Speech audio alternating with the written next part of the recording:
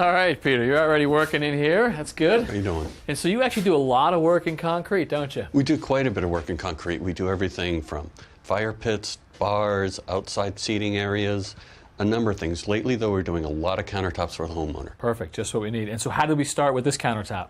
Well, this countertop, we actually got here earlier today, and we made a template of the countertops in the house. So what we do is we take this 1/4-inch Luan, Yeah. and we run it around the perimeter of the countertop in the kitchen. So we have the faces of the countertop, we have the walls and the sides. Everywhere that these pieces intersect, we put a bead of hot glue, and we stick them together. Okay.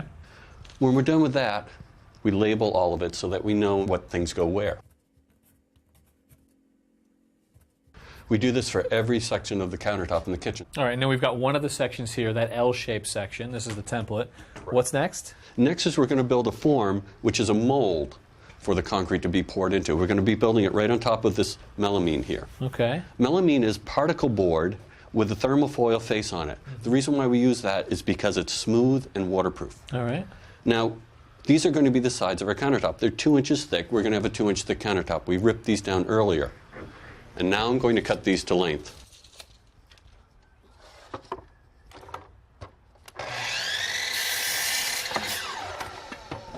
Okay, so we have all of our side pieces of our form cut.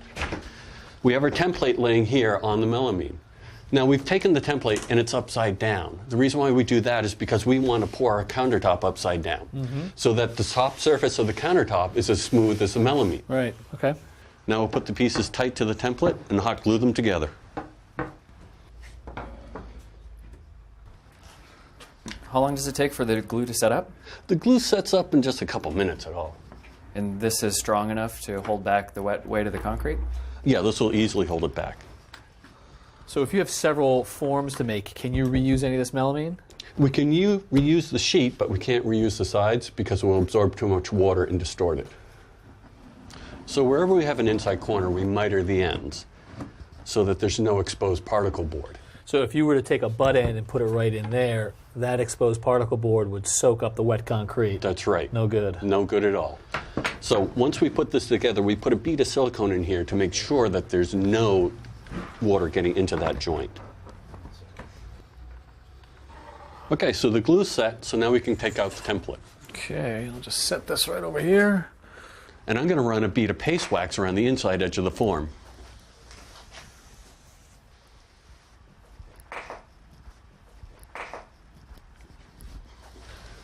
On the edge and in the corners, we have sharp angles. We're going to fill that with silicone. So what does the silicone do for us? Silicone's going to do two things. It's going to waterproof the bottom of the form, and it's going to ease the edge of the countertop. So that will round it over a little bit more? Yeah, we'll give the countertop a nice round over. Now we're going to take this tool, which is basically a piece of 3/8 plastic dowel cut on a 45. We use this tool to smooth out the corners.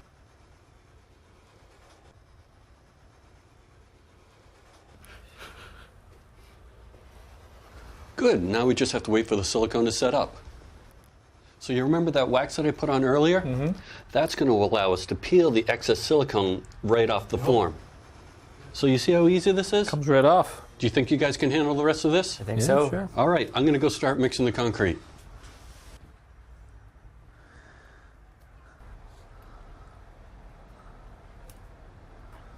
Okay, we're going to now mix 2 batches of concrete. The first batch is going to contain sand, cement, a polymer that makes the concrete stronger, and a pigment that will give it a dark gray color.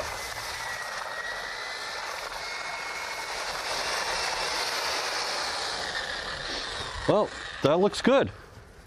So are we ready to pour this in the form? Well, we're not going to pour the first batch, we're going to spray it. Ah, okay. I want to make sure the form is really clean, so I vacuumed it out, and now I'm going to wipe it down with acetone.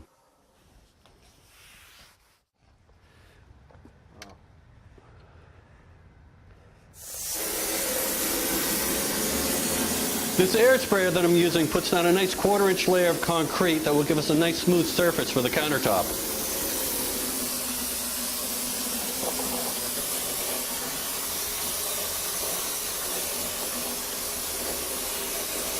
Corey's putting down an aggregate, which is slightly larger pieces of stone that will show through when we polish the countertop. Our second batch of concrete is the same ingredients as the first batch. The only difference is we're adding these glass fibers that give the concrete all its strength.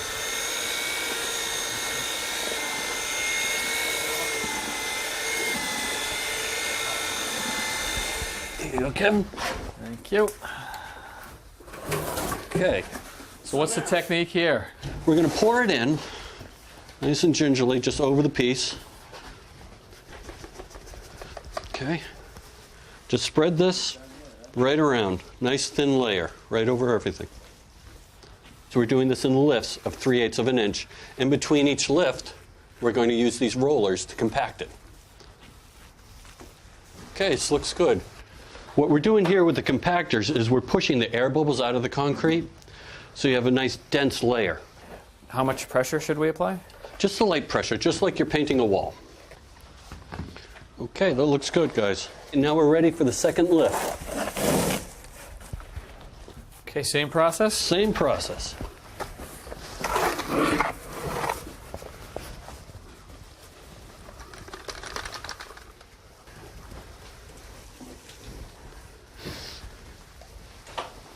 Okay, now we compact it again. Okay, guys, that looks great. So we're not going to pour a 2-inch thick concrete countertop. It's not necessary. It's going to be way too heavy, and the concrete's strong enough without it. So what we're going to do instead is we're going to use this 1-inch rigid piece of foam to fill up the space. So let's set it in. So we're going to keep it 3 inches away from the face edges. And now we're going to use strapping to hold it in place. So that just gets screwed to the sides.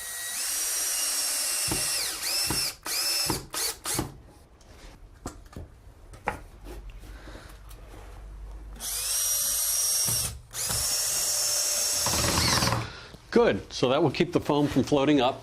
Now we're just going to fill around the perimeter with the rest of the concrete. All the way up to the top? All the way up to the top, and you want to make sure you get it right underneath all those boards too. So Corey, take your finger and just push it right up underneath the boards. Okay.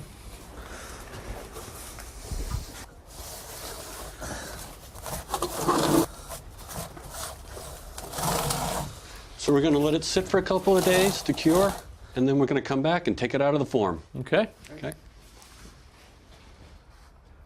All right, it's been 3 days since we poured the concrete. See what we've got. Let's see how we did.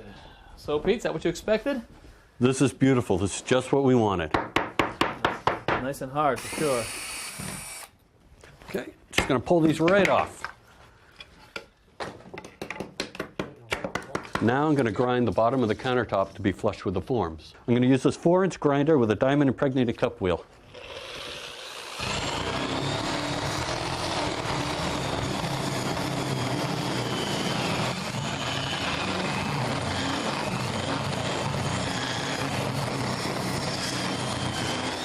Sometimes I leave the rigid foam in, but I think it's a cleaner look if we take it out.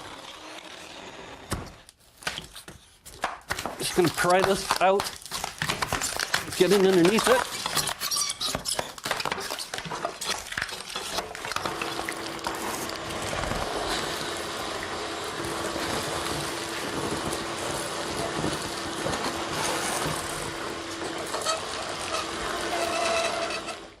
All right, now I'm going to just tap these sides and pop off the form. Here we go.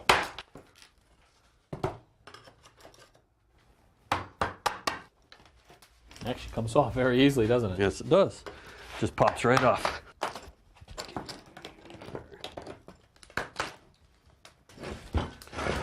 This bottom edge here can be a little bit sharp, so what I want to do is just a little bit of hand sanding to make it softer.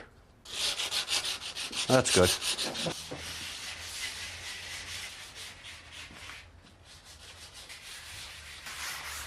It's looking good, guys. It's the moment of truth. We're going to separate the melamine from the concrete. You're going to drive in this putty knife and then push shims in right next to it, and that will pop it free.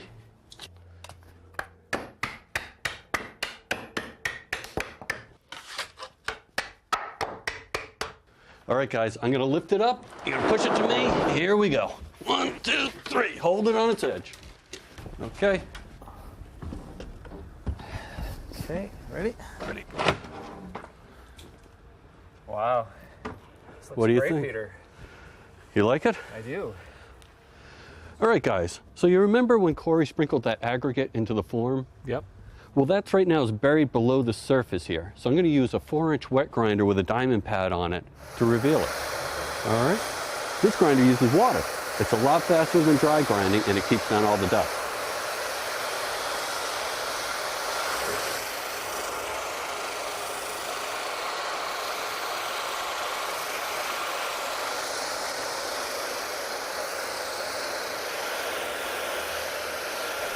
So we're all done with the wet grinding, and you can see that it exposed some of the aggregate in here. I love the way that looks. And you can also see some of the glass fibers.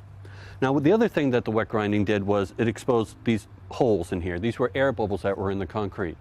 So I've mixed up some slurry. Slurry is basically the concrete that we mixed up the other day, but with no sand or fibers in it.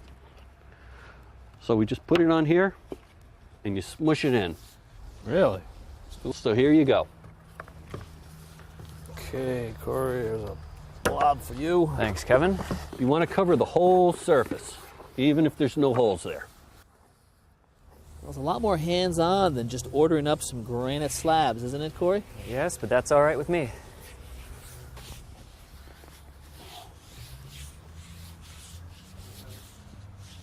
Peter, does it need to be smooth? No, it's just easier when you go to sand it if it's smooth.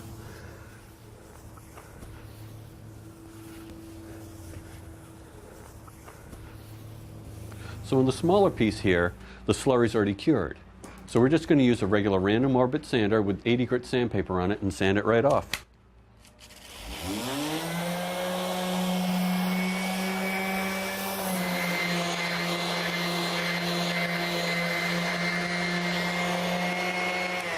I'll change the paper to 100 grit, then to 220 grit to get a smoother surface.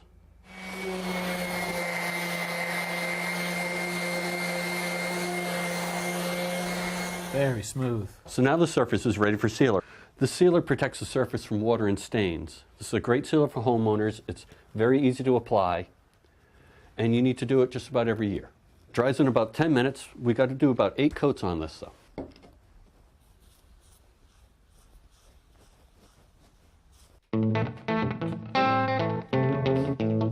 Small one.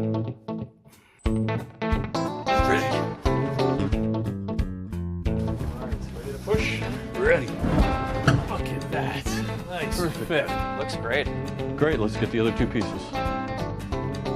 These are beautiful. Good. Right up there is nice. All right guys, all I got to do is lift up the countertops a few inches, put some construction adhesive on the cabinets, we'll drop them down, they'll be all set. Great. And I'll take care of the sink and the backsplash later on. All right. So, Corey, what do you think? Still a do-it-yourself project or not? Well, it's a lot of work, and you have to know what you're doing, but it looks amazing. Thanks, guys. Yeah, Peter, really nice job. Thanks. Boy, those countertops really transformed that kitchen. Yeah, Corey was absolutely thrilled. And in his case, he chose what I would call sort of a predictable look. I mean, that's to say that he actually used a gray color here for the concrete. He let the aggregate show through. Sure. But just because you're dealing with concrete, it doesn't mean it has to look that way. And here's a perfect example. This one was made using white cement, and they sprayed it into the mold so that you don't see any of the aggregate, and then they polished it and gave it this high sheen. Beautiful. Yeah. How was this one made? Well, this one was actually poured into the mold, so you do see the aggregate. There's the sand, and then there are these glass fibers that sort of show through once it's been ground down. Almost looks like fossils. Yeah, a little organic look. This guy wanted some color, so they added glass, and you can see the sea glass here and some white glass right there. So I like that's a that one. distinctive look. Yeah. I love this one the best, though. This guy actually found some shells on the beach near his house, put them in there, and look at the results. From the seashore. But look at this one right here. How do they do that? Well, this one was made with a silicone mold that they actually put into the form so that when you take it out, you've got all that great texture. I see. Then the cement won't stick to the silicone. Right. Pretty cool. When working with concrete, your options are pretty much limitless.